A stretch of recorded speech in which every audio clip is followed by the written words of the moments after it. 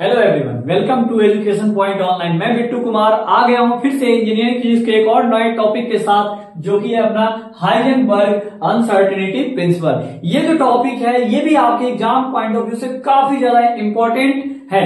तो चलिए आइए समझते हैं ये हाइजेनबर्ग अनसर्टेनिटी प्रिंसिपल क्या है। तो इसको जानने से पहले मैं थोड़ा सा आपको स्टोरी सुनाना चाहता हूं। स्टोरी क्या, जो कि हमने पीछे वाली वीडियोस में सुना था। क्या सुनिए, जब कोई माइक्रोस्कोपिक पार्टिकल मूव करता है, जब कोई माइक्रोस्कोपिक पार्टिकल, क्या बोल रहे हैं यहाँ पे, माइक्रोस्कोपिक पार्टिकल। माइक्रोस्कोपिक पार्टिकल क्या होते हैं आपके नजर में? सर बोलोगे इलेक्ट्रॉन होते हैं, सर प्रोटॉन्स होते हैं, कोई एटम्स हो सकते हैं। अब इनका आप एग्जैक्ट पोजीशन नहीं पता लगा सकते हैं। मान लीजिए ये अपना न्यूक्लियस है, ये क्या है, न्यूक्लियस है, और इस न्यूक्लियस के चारों तरफ इलेक्ट्रॉन्स क्या कर रहे हैं, रिवॉल्व कर रहे हैं, घूम रहे हैं। तो आप बता सकते हो कि इलेक्ट्रॉन का एग्जैक्ट पोजीशन कहां पे होगा?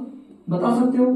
तो आप बोलोगे सर इलेक्ट्रॉन तो उसमें रिवॉल्व हो रहे हैं, लेकिन हम इसका एग्जैक्ट पोजीशन पता नहीं लगा सकते हैं। अगर आप इसका एग्जैक्ट पोजीशन पता लगाओगे तो इसका मोमेंटम डिफरेंट आ जाएगा। अगर आप इसका मोमेंटम मेजर करने जाओगे तो आपका क्या अलग हो जाएगा, तो इसका आपका पोजीशन अलग हो जाएगा।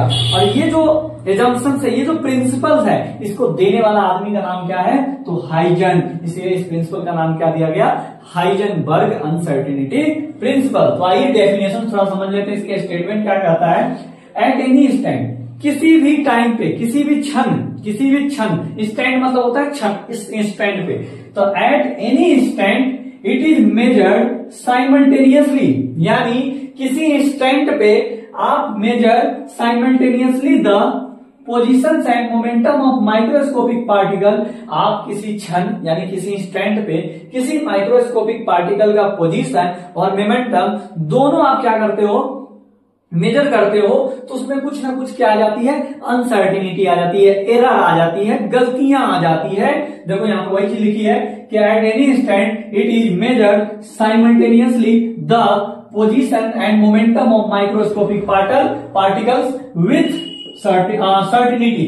आप किसी भी माइक्रोस्कोपिक पार्टिकल का मोमेंटम और पोजीशंस को एक साथ सर्टेनिटी के साथ मेजरमेंट करते हो तो उसमें क्या हो जाता है, कुछ ना कुछ एरर आ जाता है, अनसर्टेनिटी आ जाता है। उसी को क्या बोला गया, हाइजेनबर्ग अनसर्टेनिटी प्रिंसिपल। जैसे देखिए क्या होता है, according to Heisenberg uncertainty principle to product of uncertainty in measurement of position, यानी जो पोजीशन में गलती हो रही है वो अनसर्टेनिटी इन पोजीशन, और मोमेंटम यानी जो मोमेंटम में एरर आ रहा है वो, मतलब पोजीशन में जो एरर आया वो और मोमेंटम में जो एरर आया वो, दोनों को मल्टीप्लाई करोगे तो वो किसके इक्वल हो जाएगा, तो उसका ऑर्डर क्या होगा, तो h/2π। यानी जब आपके पोजीशन में एरर आ रहा है और मोमेंटम में एरर आ रहा है, दोनों के एरर को आप क्या कर दोगे, प्रोडक्ट कर दोगे, तो उसका ऑर्डर क्या आ जाएगा, h/2π। This is the Heisenberg uncertainty principal. यही हाइजेनबर्ग अनसर्टेनिटी प्रिंसिपल होता है। और ये h आपको पता है क्या होता है, हमारा